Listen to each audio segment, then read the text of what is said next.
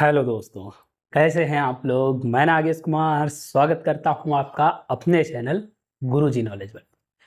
और I hope कि आप लोग अच्छे होंगे और आपकी स्टडी अच्छे से चल रही होगी। ठीक है।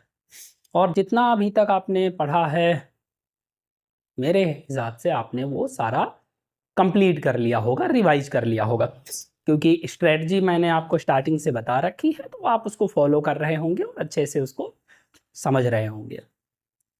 अभी तक आपने जितनी भी चीज़ें पढ़ी हैं, पार्ट्स ऑफ स्पीच का स्टार्टिंग पार्ट में जो हाफ पार्ट था वो आपने कंप्लीट कर लिया है। उसके बाद में आपने टेंस पढ़े और टेंस में मैंने धीरे धीरे करके आपको सारे टेंस पढ़ा दिए हैं। लास्ट टेंस रह गया है जिसे आज आपको पढ़ाना है। ठीक है। तो चीज़ वही है कि कॉन्टिन्यूटी बनी रहनी बहुत ज़रूरी है। अगर आप कॉन्टिन्यू किसी काम को करते रहते हैं तो उसमें आप एफिशिएंट हो जाते हैं, उसमें आपकी कमांड अच्छी हो जाती है। अगर आप कंटिन्यू नहीं करेंगे, बीच बीच में करेंगे कि आज कर लिया फिर छोड़ दिया फिर आगे कर लेंगे, तो इस तरीके से दिक्कतें ये होती हैं कि आप जो आज पढ़ते हो या आज कुछ करते हो वो 2-4-10 दिन बाद में उसमें से आधे से ज़्यादा गायब हो जाता है। ठीक है। तो इसीलिए कोई भी चीज़ जो है उसको कॉन्टिन्यूसली करना ज़रूरी है। पढ़ना है तो जो भी आप पढ़ रहे हैं उसमें आप कॉन्टिन्यूटी मत तोड़िए, कॉन्टिन्यू पढ़िए। भले थोड़ा पढ़िए लेकिन पढ़िए ज़रूर। एक हैबिट बनी रहनी चाहिए, क्योंकि अगर वो फ्लो आप तोड़ देंगे तो दोबारा वो फ्लो पाने में थोड़ा सा टाइम आपका लग जाता है। तो फ्लो नहीं टूटना चाहिए। पढ़ते रहिए धीरे धीरे, थोड़ा ज़्यादा ऐसे करके। जरूर नहीं है कि 30 डेज में 30 के 30 डेज पढ़ें, डजंट मैटर। 2-4 दिन आप डिस्टर्ब हो सकते हैं, ठीक है, जिस दिन पढ़ाई ना हो पाए, क्योंकि और भी बहुत सारी चीज़ें हैं, लाइफ है, फैमिली है, और भी बहुत सारी थिंग्स हैं, तो थोड़ा बहुत चलता है। लेकिन ये है कि आप अप्रॉक्सीमेटली 20 to 25 डेज आप कंसिस्टेंटली पढ़ें। बाकी 4-5 दिन आपके इधर उधर निकल जाते हैं, बहुत सारे वर्क होते हैं, डजेंट मैटर, लेकिन इतना आपको करना चाहिए। सो इसी के साथ स्टार्ट करते हैं आज आपका last tense, that is future perfect continuous tense. देख रहे हैं कितना लंबा नेम है इसका। अब यहां देखिए, फ्यूचर की बात कर रहा है, मतलब क्या होगा कि वर्क जो है वो फ्यूचर में जाएगा, यानी गा गी घे आएगा। परफेक्ट में है मतलब कि वर्क कुछ हो भी चुका होगा, यानी चुका चुकी चुके लिया दिया किया, ऐसे ही करके भी आएगा। फिर कॉन्टिन्यूअस है, कॉन्टिन्यू मतलब वर्क जारी भी होगा, यानी फ्यूचर में कुछ काम हो भी चुका होगा और कुछ जारी होगा, यानी रहा होगा, रही होगी, रहे होंगे, रहा रही रहे भी आएगा। तो अगर हम यहाँ से ही देखें, यानी यहाँ पे गागी गे आ जाएगा, फ्यूचर के लिए आता है गागी गे। ठीक। परफेक्ट के लिए आता है आपका चुका चुकी चुके।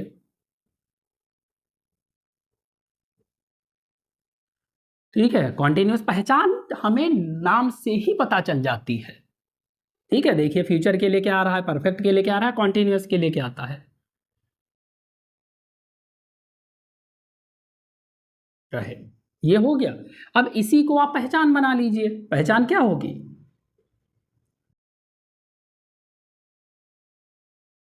पहचान में यहीं से उठाइए, ये होगा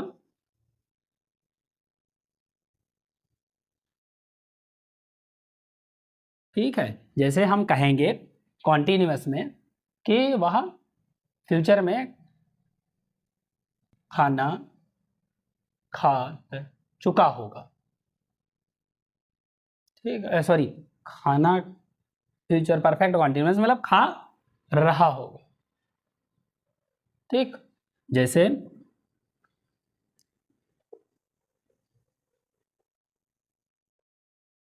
मान लिए इसके लास्ट में, अंत में के बाद सेंटेंस के क्या आएगा? रहा होगा, लेकिन समय के साथ।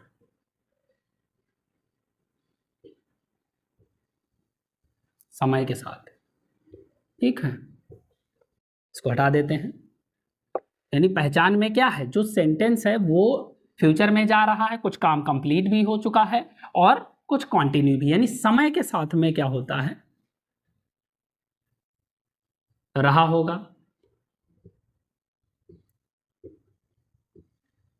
रही होगी, रहे होंगे, ठीक है, इस तरीके से होंगे समय के साथ में।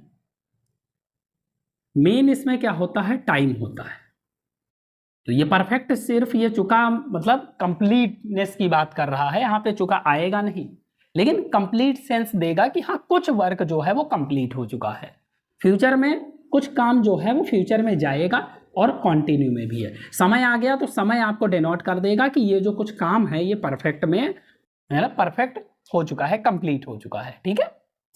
अब यहाँ देखिए, इसके अगर हम एग्जाम्पल की बात करते हैं तो जैसे वे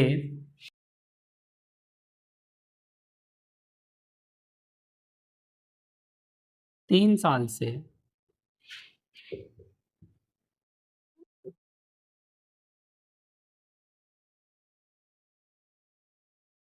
दिल्ली में रहे रहे होंगे। होता क्या है, ये गेस ही करते हैं कि ऐसा होगा, डजेंट मैटर है, रह रहे होंगे, कंफर्म नहीं है। तुम सुबह से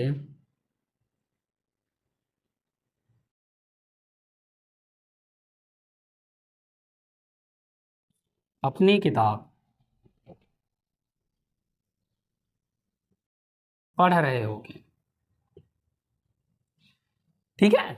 तो स्ट्रक्चर आपको पता है कि बाकी सब सेम रहता है।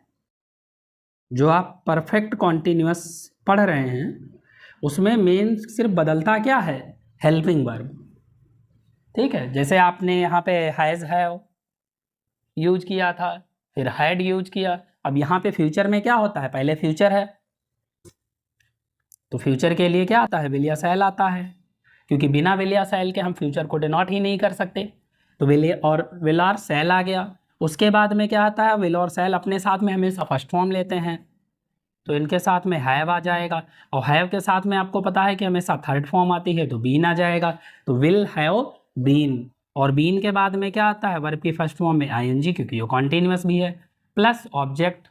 उसके बाद में प्लस सिंस या फॉर आएगा, क्योंकि टाइम भी तो डिनोट करना है। टाइम के लिए सिंस या for plus time. It's the perfect structure of the tense, okay. ये हो गया। अब इस चीज के अकॉर्डिंग इसको ट्रांसलेट करते हैं। सब्जेक्ट क्या है? दे के बाद में दे के साथ क्या लगता है? विल। उसके बाद में have, they will have been. Verb क्या है? रहना, रहने की क्या होती है? Live, living. कहाँ? दिल्ली में, इन दिल्ली। उसके बाद है कब से? 3 साल से। तो आपको पता है कि सिंस ऑफ फॉर कहाँ पे लगता है? तो फॉर 3 ईयर्स, ठीक है। तो जो लोग डायरेक्ट यही टेंस यानी ये फर्स्ट क्लास देख रहे हैं मेरी, तो वो इससे पहले प्रेजेंट परफेक्ट कॉन्टिन्यूअस की क्लास जरूर देखें, क्योंकि उसमें मैंने use of since and for बताया है अच्छे तरीके से। क्योंकि यहाँ पर मेन खेल जो होता है वो सिंस ऑफ फॉर का ही होता है। अदरवाइज अगर हम ये टाइम को हटा दें तो ये तो कर कॉन्टिन्यूअस बन जाएगा, सिर्फ कॉन्टिन्यूअस। और यहाँ क्या है? Perfect continuous. तो सिंस ऑफ फॉर ही मेन है, जिसकी क्लास में जो है वो मैंने प्रेजेंट परफेक्ट कॉन्टिन्यूअस में मैंने अच्छे से डिस्क्राइब की है, तो उसे जरूर देखें। अब यहाँ देखिए, तुम सुबह से अपनी किताब पढ़ रहे हो। सब्जेक्ट क्या है? यू। यू के साथ में भी क्या लगता है? Will have been. किताब पढ़ना, रीडिंग। अपनी किताब, योर बुक। कब से है? सुबह से, तो सिंस मॉर्निंग। ठीक है, ये होता है आपका अफर्मेटिव। क्या है ये? अफर्मेटिव है। ठीक है, स्क्रीनशॉट चाहे तो ले सकते हैं। डन। आगे देखिए, अफर्मेटिव के बाद में क्या आता है? नेगेटिव। अगर हम इसी को नेगेटिव, तो नेगेटिव में आपको मैंने शुरू से ही बता रखा है कि नेगेटिव कुछ नहीं करता, सिर्फ एक वर्ड बढ़ाता है, नहीं। नहीं लग गया मतलब नेगेटिव है, नहीं। और नहीं के लिए हमें कुछ और नहीं करना होता, सिर्फ एक वर्ड ही बढ़ाना होता है, दैट इज नॉट। और वो कहां पे आता है? अब यहां देखिए 1 2 3, अगर हम देखें तो ये 3 हेल्पिंग वर्ब्स हैं, लेकिन नॉट का यूज हम जो करेंगे वो हमेशा फर्स्ट वाली हेल्पिंग वर्ब के बाद में करेंगे, यानी विल या शैल के बाद में नॉट आएगा, फिर हैव बीन आएगा। तो यहां क्या हो जाएगा? They will not have been living in Delhi for 3 years। और यहां पे you will not have been reading your book since morning. Negative हो गया, that's it, it's very simple. Okay, आगे देखिए, नेगेटिव के बाद में आता है इंट्रोगेटिव।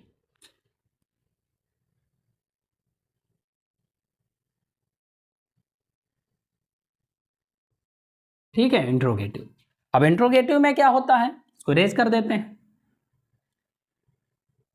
इसी में बताता हूं, समझिए कि अगर मैं क्या करूं, यहां पे मैं क्या लगाऊं,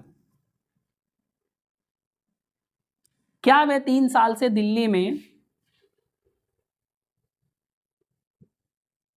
रह रहे होंगे? तो ये क्या बन गया? इंट्रोगेटिव बन गया। और लास्ट में क्या चेंज करना होता है? क्वेश्चन मार्क लग गया, लग गया। अब यहां पे देखिए, ये सब्जेक्ट से पहले क्या आया है, और इसमें आपको पता है कि जब भी सब्जेक्ट से पहले क्या आता है तो उसके लिए हमें क्या की इंग्लिश यानी व्हाट लगाने की नीड नहीं होती है, हम वहां पे क्या करते हैं? हेल्पिंग वर्ब लगाते हैं। तो यहां हेल्पिंग वर्ब देखिए क्या है, विल है, तो ये भी विल क्या होगा? ये सब्जेक्ट से पहले लग जाएगा, यानी सब्जेक्ट पीछे पहुंच जाएगा और विल क्या होगा? पहले आ जाएगा, ये हो जाएगा। Will they have been living in Delhi for 3 years। और लास्ट में क्या लग जाएगा? क्वेश्चन मार्क, इंट्रोगेटिव बन गया। यहां पर भी देखिए, यहां पे हम क्या लगा दें? क्या तुम सुबह से अपनी किताब पढ़ रहे होगे, ऐसे करके, और लास्ट में क्या हो जाएगा? क्वेश्चन मार्क, बन गया इंट्रोगेटिव। तो यहां पर भी क्या करेंगे? हम इसी विल को सब्जेक्ट से पहले लगा देंगे, will you have been reading your book since morning, last में क्वेश्चन मार्क, बन गया इंट्रोगेटिव। यहां पर भी क्या होगा? स्ट्रक्चर में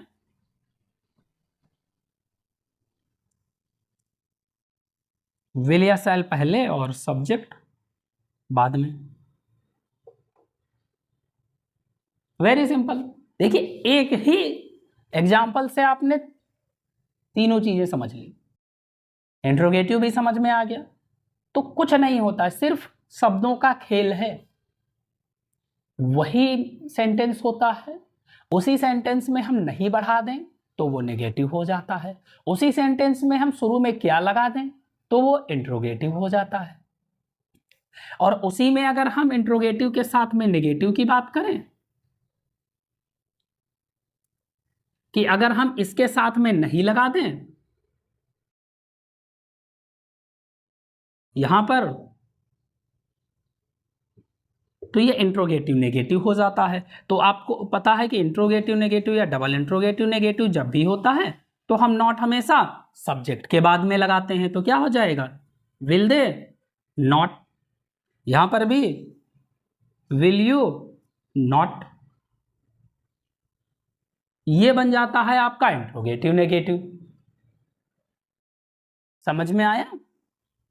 देखिए, सिर्फ शब्दों का खेल हो रहा है और कुछ नहीं है। आई होप ये समझ में आया होगा। अब अच्छा इरेज कर देते हैं, डबल इंट्रोगेटिव के लिए हम इसमें छेड़छाड़ नहीं करेंगे, अलग से बताते हैं आपको।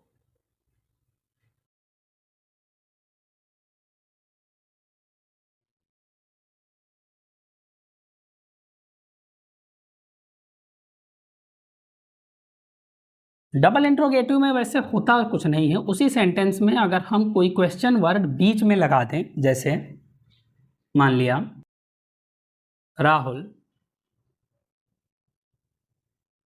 मान लिया 2 घंटे से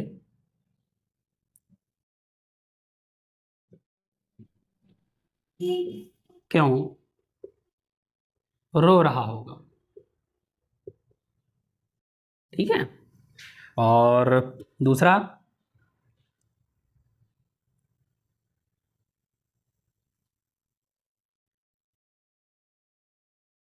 किसान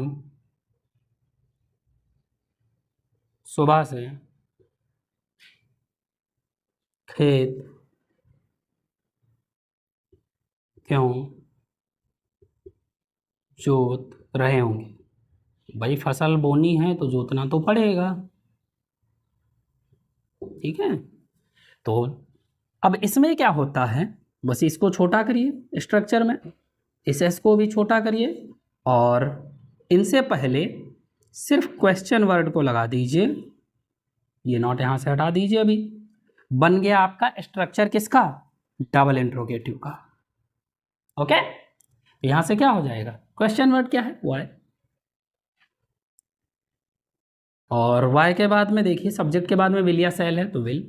जैसे जैसे स्ट्रक्चर आपने बनाया वैसे बनाइए। विल के बाद में सब्जेक्ट है, सब्जेक्ट क्या है, राहुल। फिर क्या है, हैव बीन।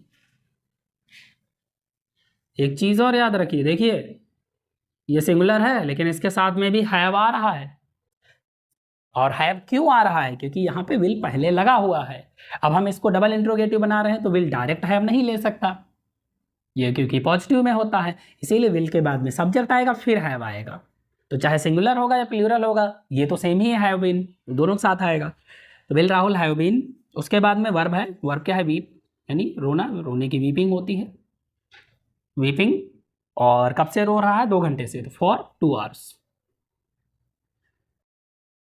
2 आवर्स। यहाँ देखिए और किस क्यों जोत रहा है तो ये भी वाई हो जाएगा, वाई। फिर विल या सेल तो विल। फिर सब्जेक्ट क्या है, फॉर्मर, वो विल द फॉर्मर, यहाँ दा लगाएंगे, फॉर्मर फॉर्मर। उसके बाद have been, have been. Verb क्या है, जोतना, फ्लाइंग। क्या जोत रहा है, खेत, द फील्ड। कब से, सुबह से, सिंस मॉर्निंग, ठीक है। और क्वेश्चन वर्ड ऐसे करके, ठीक, क्वेश्चन मार्क। तो ये हो गया डबल इंट्रोगेटिव। स्ट्रक्चर बस याद रखना है कि एक ही स्ट्रक्चर है, उसी स्ट्रक्चर में हम हेल्पिंग वर्ब का खेल करते हैं, नेगेटिव में नॉट बढ़ा देते हैं, और इंट्रोगेटिव में हेल्पिंग वर्ब को पहले सब्जेक्ट को बाद में कर देते हैं। और इंट्रोगेटिव के ही स्ट्रक्चर में हम अगर क्वेश्चन वर्ड पहले लगा देंगे तो वो डबल इंट्रोगेटिव हो जाएगा। और अगर नेगेटिव की बात करेंगे तो इसी में नहीं कर दें, तो राहुल 2 घंटे से क्यों नहीं रो रहा है,